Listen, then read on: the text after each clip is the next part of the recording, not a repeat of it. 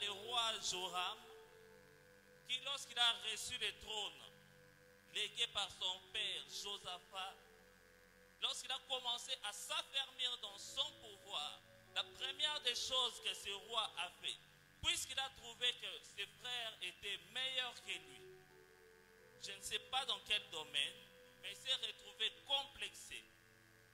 Et puisqu'il était élevé dans le leadership, il n'a pas voulu voir des gens meilleurs que lui, des gens excellés plus que lui.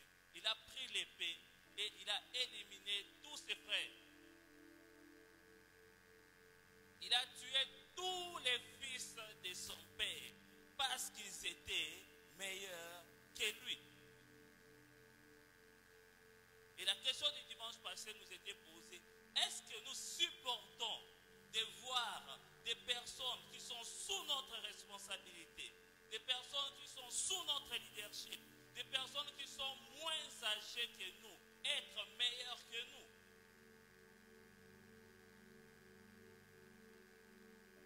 Comment traitons-nous les gens qui sont meilleurs que nous, les gens qui paraissent excellents que nous, lorsque nous avons une parcelle de pouvoir?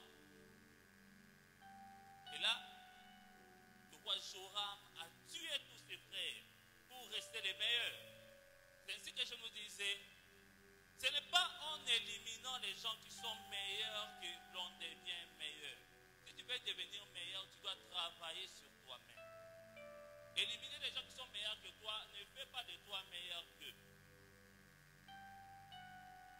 Et Dieu avait béni ce roi, il lui a donné une maladie des entrailles jusqu'à ce que ses entrailles sont sorties de lui. Il est mort d'une mort douloureuse parce qu'il avait tué ses frères, parce qu'il s'était senti en insécurité. Et nous avons dit que les remèdes de l'insécurité, c'est la compassion. Nous devons avoir compassion des gens qui sont autour de nous.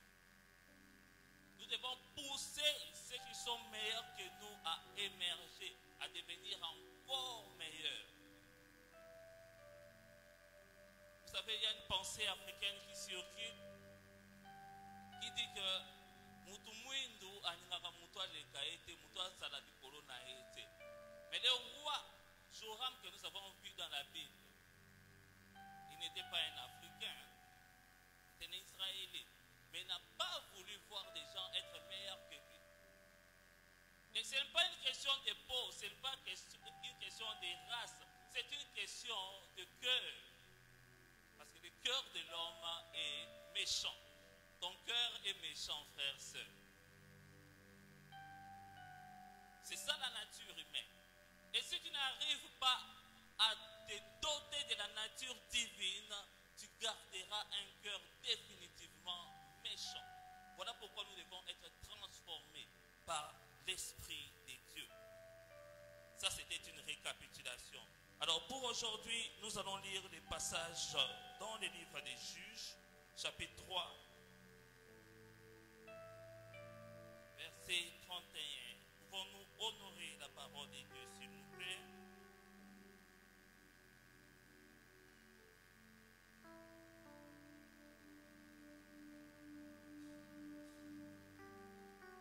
Juges, chapitre 3, verset 31.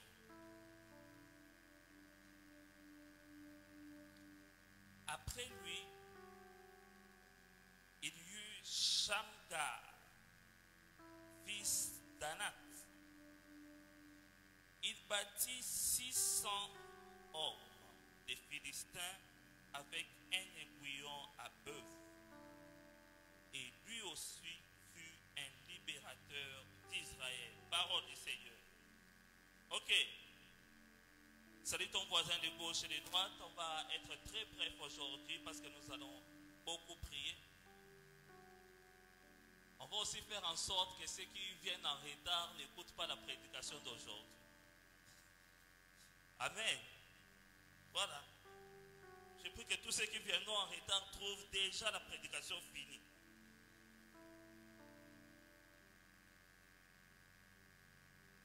Lorsque la faveur est contre nous et le soutien de ces matins, lorsque la faveur est contre nous, lorsque les pronostics sont contre nous, lorsque la chance, entre guillemets, est contre nous, bien-aimés dans le Seigneur, dans cette histoire, on nous parle de Shamgar. Et c'est la seule fois dont il est fait mention de son nom dans la Bible. On ne le connaît pas. On ne connaît pas son début, on ne connaît pas sa fin. Mais on connaît une chose, il a fait quelque chose.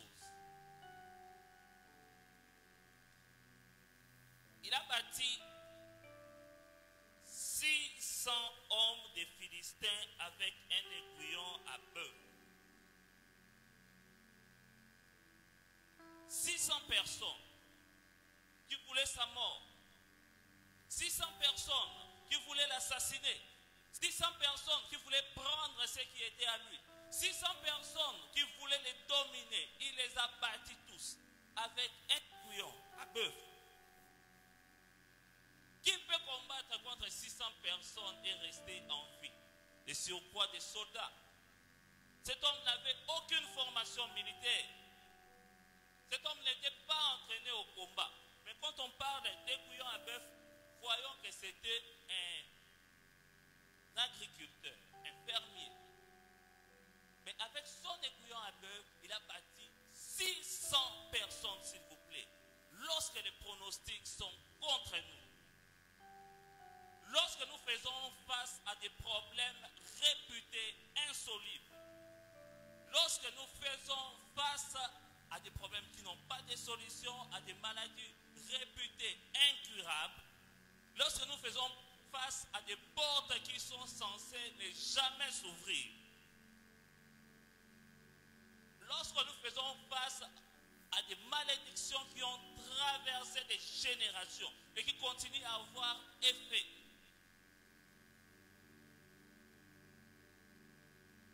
lorsque la faveur est contre nous.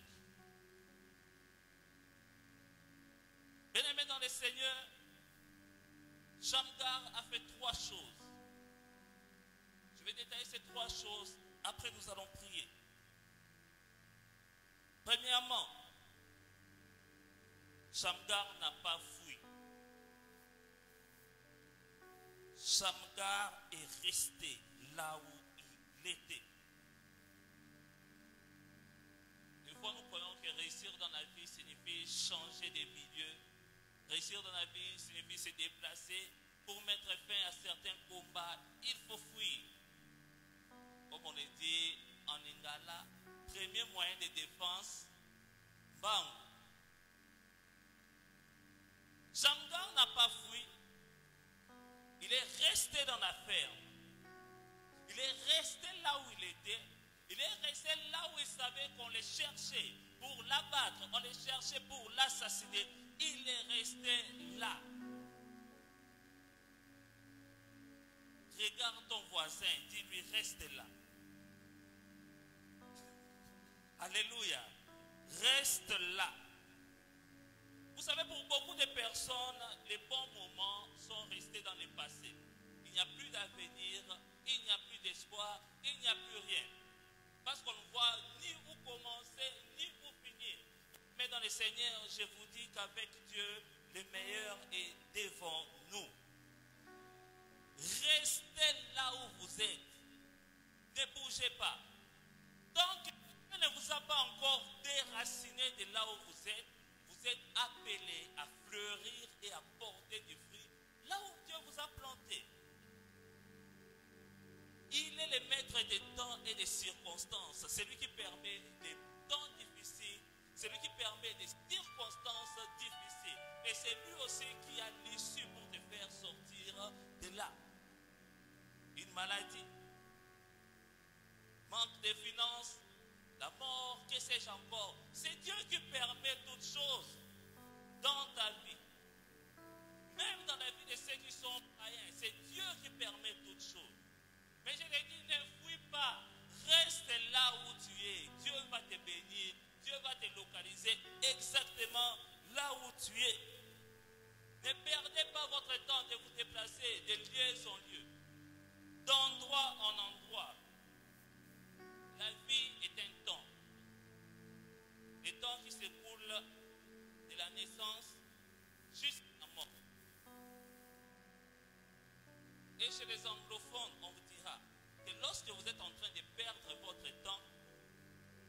vous êtes en train de perdre une partie de votre vie. Perdre le temps signifie être en train de perdre la vie. Donc combien de choses tu as perdu ton temps? Et tu te rends compte aujourd'hui, peut-être qu'une journée est passée. Une journée peut être banale pour toi, mais une journée c'est beaucoup. Tu te rends compte que des semaines sont passées, des mois sont passés, des années sont passées. Mais pourquoi es-tu en train de perdre ta vie inutilement? Shamgar n'a pas voulu perdre du temps. Il est resté là pour combattre. Et l'âge n'est pas un facteur pour Dieu.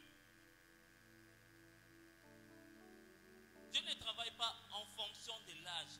Dieu travaille en fonction de sa volonté. Que tu sois jeune, que tu sois vieux, Dieu a un plan merveilleux pour toi. Et ce plan merveilleux ne passe que par toi. Et généralement, la solution à nos problèmes provient de ce que nous avons déjà. Regardez la veuve de Sarepta. Tous les pronostics jouaient contre elle.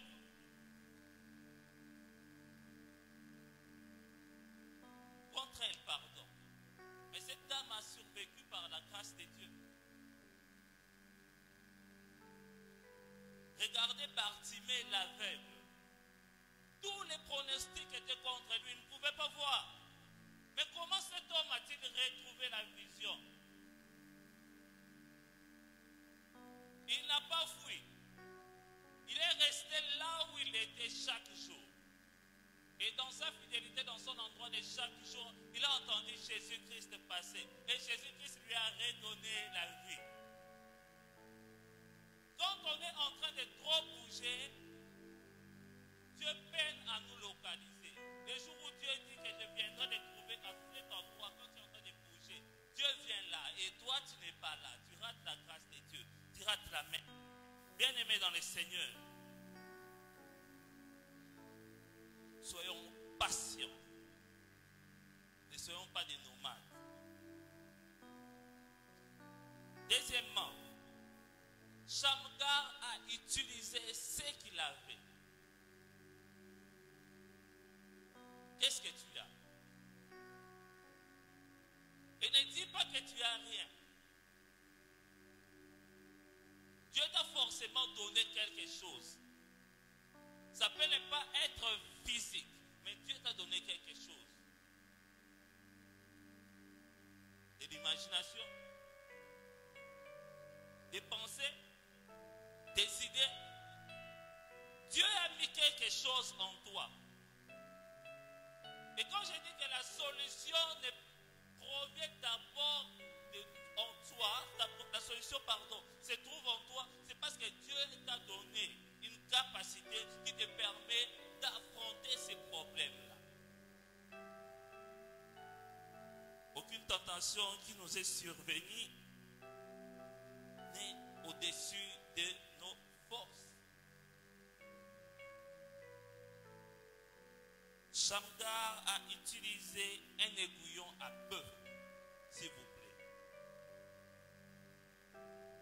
Un aiguillon à bœuf, c'est un instrument qu'on utilise pour pousser le bétail, le bœuf à aller plus vite. C'est-à-dire quand tu es en train de paître les troupeaux de bœufs, ils sont en train d'avancer lentement. Tu peux prendre cet instrument et frapper sur l'animal, il va speed up, il va essayer d'aller plus vite. Et ce n'est pas un si grand instrument, c'est un petit instrument. Mais Shamgar a vu en cet instrument une arme pour combattre les Philistins. Qu'as-tu entre tes mains? Même Jésus-Christ, pour multiplier les pains et les poissons, avait posé la question de savoir qu'avez-vous?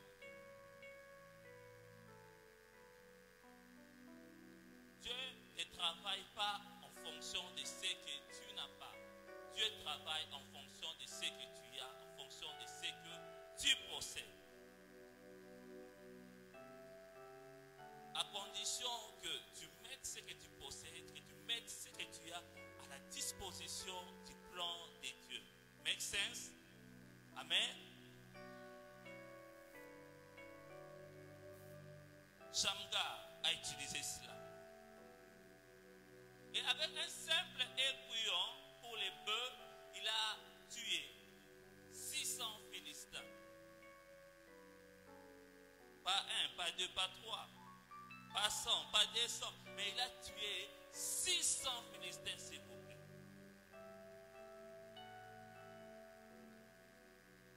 Donc Dieu peut transformer un aiguillon à bœuf en arme de destruction massive, capable d'éliminer 600 personnes. Dieu peut transformer ce que tu as en une grande bénédiction capable d'aller de génération en génération. La foi. Est-ce que tu crois en toi-même? Est-ce que tu crois en Dieu?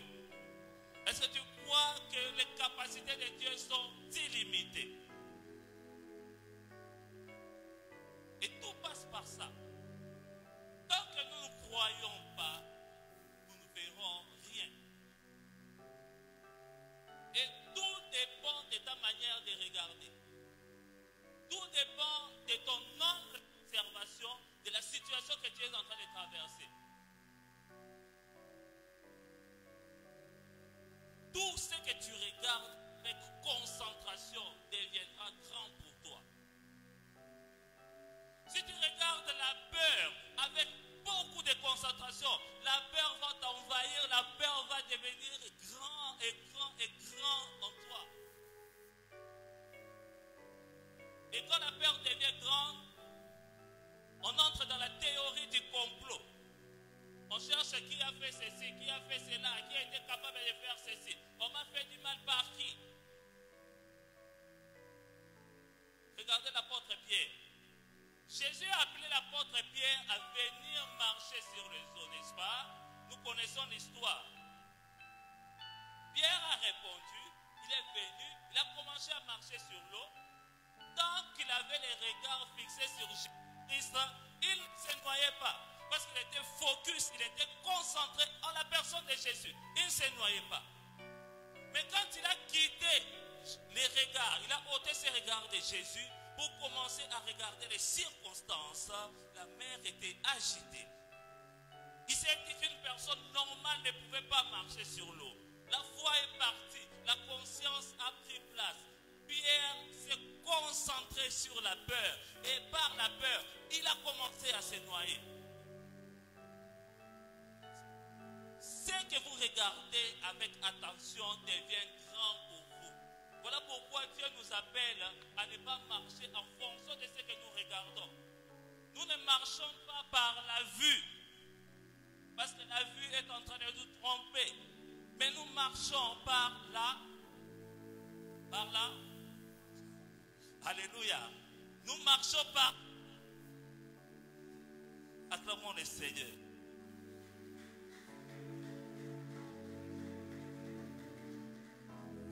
Si tu es en train de te concentrer sur ce que tu es en train de voir, tu vas perdre la foi. Si tu veux marcher avec Dieu, tu veux réussir avec Dieu, ferme tes yeux. Alléluia. Ferme tes yeux sur tout ce qui est en train de se passer à côté de toi. C'est ce qu'on appelle les décors. Dieu a planté des décors. Il a décoré ta vie. Et tu ne dois pas être guidé par les décors qui est à côté de toi. Tu dois être guidé par la foi. Et lorsque les pronostics sont contre nous, deuxièmement, je disais, utilise ce que tu as. Et enfin, 3, on va finir par là. Fais ce que tu peux. Alléluia. Dieu travaille avec ceux qui travaillent. Dieu marche avec ceux qui marchent. Tu ne peux pas marcher avec Dieu si tu ne fais pas des pas. Si tu t'arrêtes, Dieu s'arrête aussi, pardon. Et si tu marches, Dieu Dieu marche aussi. Fais ce que tu peux. Qu'est-ce qui est en ta disposition? Si on a mis en ta disposition les études, bien aimés frères, sœurs dans le Seigneur, bosse, étudie comme il faut. Si on n'a pas mis à ta disposition les études, regarde ce qui est à côté de toi. Regarde ce que tu peux faire. Fais-le comme il faut.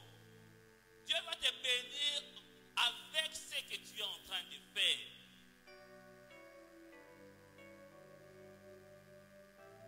Tant que nous sommes incapables d'agir, Dieu aussi n'agira pas. Dieu a besoin de ta foi, Dieu a besoin que tu démontres tout. Dieu a besoin que tu le fasses. Et nous allons finir par ce passage des Romains, chapitre 4. Nous sommes en temps de prière, donc comprenez qu'on ne peut pas beaucoup parler. On doit équilibrer la parole et la prière. Romains chapitre 4, verset 18. Ici, il est question d'Abraham. Abraham qui attendait un enfant, l'enfant de la promesse. Cet enfant n'est pas venu. Abraham était devenu vieux, l'enfant n'est pas venu. Mais regardez l'attitude d'Abraham. Il était là, espérant contre... Est-ce qu'on est ensemble? Il était là, espérant contre toute espérance. Il crut, de sorte qu'il devint père d'un grand nombre de nations, selon ce qui lui avait été dit, telle sera ta postérité.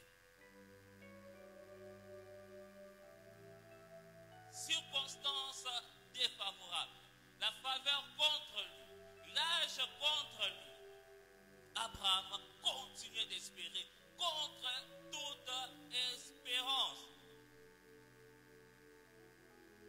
Même si cette situation a fait 20 ans, espère contre toute espérance, ça changera.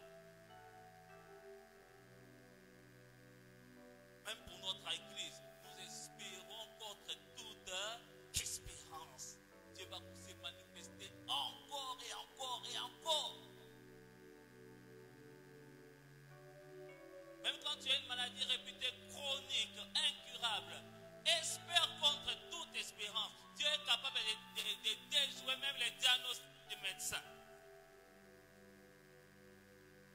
Parce qu'il est tout puissant. Je ne sais pas ce que tu es en train de traverser.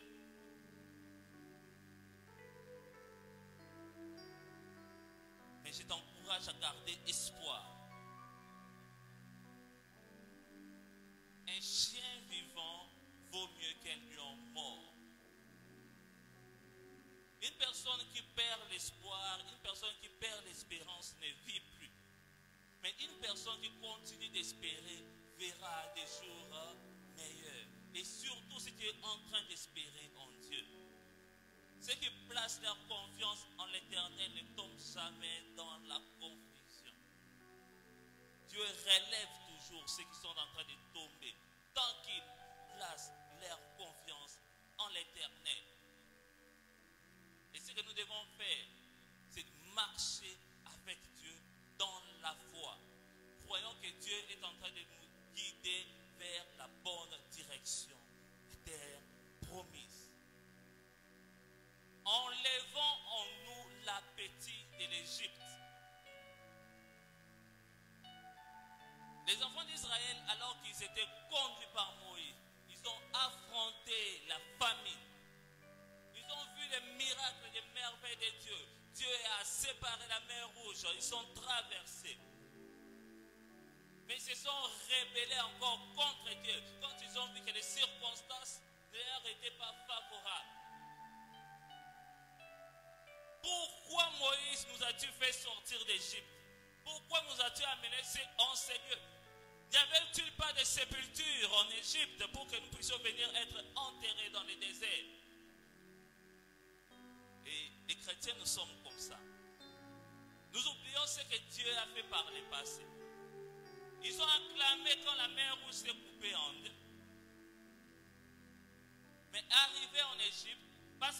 pas de nourriture, ils se sont rebellés. Ils ont oublié ce que Dieu avait fait. As-tu déjà oublié ce que Dieu avait fait dans le passé pour toi? Et quand nous oublions ce que Dieu fait pour nous, ça ressort en nous l'appétit de l'Égypte. Le peuple d'Israël a encore ressenti l'appétit de l'Égypte. Et par l'appétit de l'Égypte, j'ai dit, cette fille-là qui ne plaisait pas à Dieu. Cette fille de péché, cette fille de vol. Je crains Dieu, mais Dieu ne me donne pas. Quand je ne craignais pas Dieu, j'avais par de divers moyens. Mais maintenant que je crains Dieu, je n'ai pas. L'appétit de l'Égypte est dévoilé. Tu connaîtras la qualité de ta vie chrétienne quand tu es face à des circonstances difficiles, compliquées, où tu sais que tu peux te compromettre pour avoir. Quand tu es face à ce genre de circonstances, l'appétit de l'Égypte va ressortir en toi. Et tu détermines ta destinée en fonction de la manière dont tu es en train de réagir face à l'appétit de l'Égypte. Enfants de Dieu, perdons l'appétit de l'Égypte et gardons la soif de Dieu en nous. Dieu fera des merveilles dans nos vies. Espérant contre toute espérance, il crut en sorte qu'il devint Père